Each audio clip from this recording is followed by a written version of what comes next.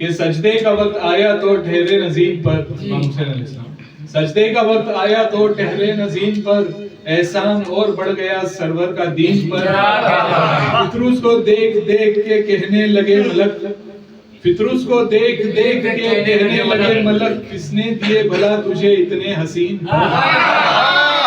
فطروس کو دیکھ دیکھ کے کہنے لگے ملک، کس نے دیے بھلے کس نے دیے بھلا تجھے اتنے حسین پر۔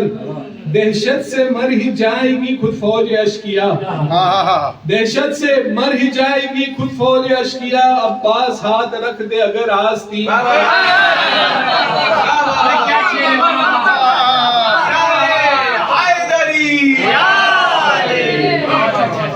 اس سے پتہ چلتا ہے کہ ظاہر بھائی آ چکا۔ دہشت سے مر ہی جائے گی خود فوج اشکیا، عباس ہاتھ رکھتے اگر آستین پر۔ عباس کو دیا تھا امانت کے طور پر، عباس کو دیا تھا امانت کے طور پر، زہرا کو اعتماد تھا ام البنین پر، زہرا کو اعتماد تھا ام البنین پر۔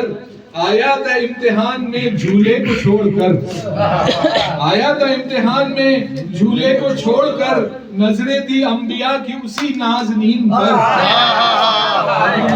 خاص توجہ، آیا تھا امتحان میں جھولے کو چھوڑ کر، نظریں تھی انبیاء کی اسی نازنین پر۔ بے چین تھی زمین کے چشمہ نکال دوں، بے چین تھی زمین کے چشمہ نکال دوں، اصغر نے پاؤں ہی نہیں رکھا زمین پر۔ بے چین تھی زمین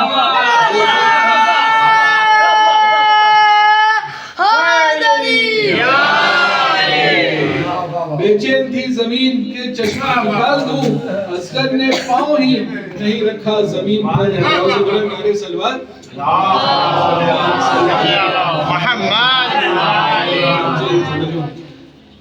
ہم لوگ یہاں بلڈنگ میں ہیں اور مائک استعمال کر رہے ہیں، تو اس شہر کوئی اس سر کا ہم پلہ نہیں ہوتا، سرے محشر کوئی اس سر کا ہم پلہ نہیں ہوتا، زمانہ لاکھ بھی چاہے مگر اللہ نہیں ہوتا۔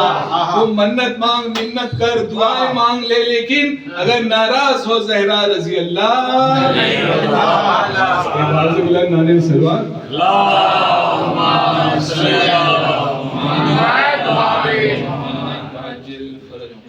ایک کمسن ساتھی ابھی باقی ہے۔ میں امام زمانہ علیہ السلام ایک توقیع میں ارشاد فرماتے ہیں، بسم اللہ الرحمن الرحیم، وَعَمَّ الْحَوَادِثُ الْوَاقِعَةُ فَارْجِعُوا فِيهَا إِلَى رُوَاةِ حَدِيثِنَا فَإِنَّهُمْ حُجَّتِي عَلَيْكُمْ فَأَنَا حُجَّةُ اللَّهِ عَلَيْهِمْ۔ جب تمہارے درمیان ایسے واقعات پیش آتے ہیں، وَعَمَّ الْحَوَادِثُ الْوَاقِعَةُ، تو تمہیں کیا چاہیے؟ فَارْجِعُوا فِيهَا إِلَى رُوَاةِ حَدِيثِنَا، ان لوگوں کی طرف رجوع کرو، پلٹو، اپروچ کرو، ان سے مشورہ لو جو ہماری حدیثیں بیان کرتے ہیں۔ کیوں؟ فَإِنَّهُمْ حُجَّتِي عَلَيْكُمْ، کیونکہ وہ تمہارے اوپر حجت ہے، اور امام زمانہ علیہ السلام فرماتے ہیں کہ اور ہم ان کے اوپر حجت ہے۔ یہ ہمارا جو شیعہ مذہب ہے، اس کے اندر جو اجتہاد ہے، جو علماء اکرام ہیں، یہ ہے اس حدیث کے مصداق۔ اور یقیناً ہم لوگ خوش نصیب ہے کہ ہمارے درمیان ایسے باعمل باحق مولانا موجود ہے۔